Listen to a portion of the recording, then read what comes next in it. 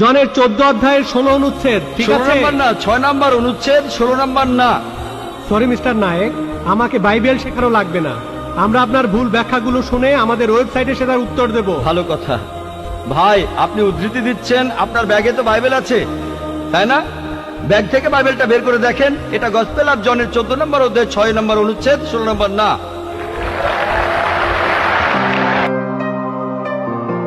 আপনি যখন বললেন যীশু খ্রিস্টকে বিশ্বাস করা, তার মানে কি বুঝিয়েছেন?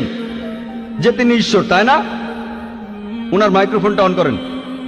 যিশুকে বিশ্বাস করা বলতে কি বোঝাচ্ছেন? নবী হিসাবে বিশ্বাস করা? যিশুর এই কথাটা বিশ্বাস করি, আমি সত্য আর জীবনের একমাত্র পথ। এ কথার মানে কি? এর মানে যীশু খ্রিস্ট হলেন ঈশ্বর। ভাই এবারে বাইবেলের উদ্ধৃতি দিলেন। জনে আছে এই কথাটা। আমি আপনাকে রেফারেন্সটা বলছি, রেফারেন্সটা আমি বলছি, সমস্যা নেই। রেফারেন্সটা কি?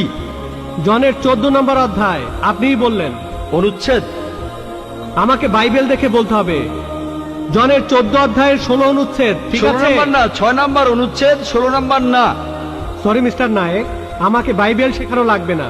আমরা আপনার ভুল ব্যাখ্যাগুলো শুনে আমাদের ওয়েবসাইটে সেটার উত্তর দেব। ভালো কথা ভাই, আপনি উদ্ধৃতি দিচ্ছেন, আপনার ব্যাগে তো বাইবেল আছে তাই না? ব্যাগ থেকে বাইবেলটা বের করে দেখেন, এটা গসপেল অফ জনের 14 নম্বর অধ্যায় 6 নম্বর অনুচ্ছেদ 16 নম্বর না।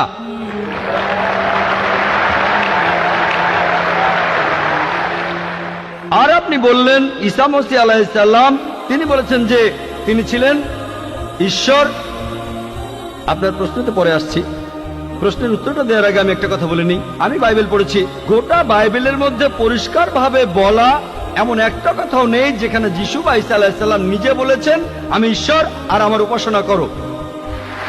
যদি কোনো খ্রিস্টান আমাকে দেখাতে পারেন গোটা বাইবেলের মধ্যে পরিষ্কারভাবে বলা মাত্র একটি কথা যে ঈসা আলাইহিস সালাম নিজেই বলেছেন যে আমি ঈশ্বর আর আমার উপাসনা করো, তাহলে আমি ডক্টর জাকির নায়েক আজকেই খ্রিস্টান ধর্ম গ্রহণ করব। আমি অন্য মুসলিম ভাইদের পক্ষ থেকে এই কথা বলছি না, আমি আমার মাথাটা তরবারির তলে রাখছি। আমি বিভিন্ন ধর্মের উপর একজন ছাত্র। আপনি বাইবেল পড়েছেন আর আমিও পড়েছি বাইবেল। আপনি বললেন যে আপনাকে বাইবেল শেখানো লাগবে না। ঈসা আলাইহিস সালাম এই কথা নিজেই বলেছেন, সত্যকে খোঁজো, সত্যই তোমাকে মুক্ত করবে। ইনশাআল্লাহ আজকে আপনি সত্য দেখবেন আর ইনশাআল্লাহ সত্য আপনাকে মুক্ত করবে।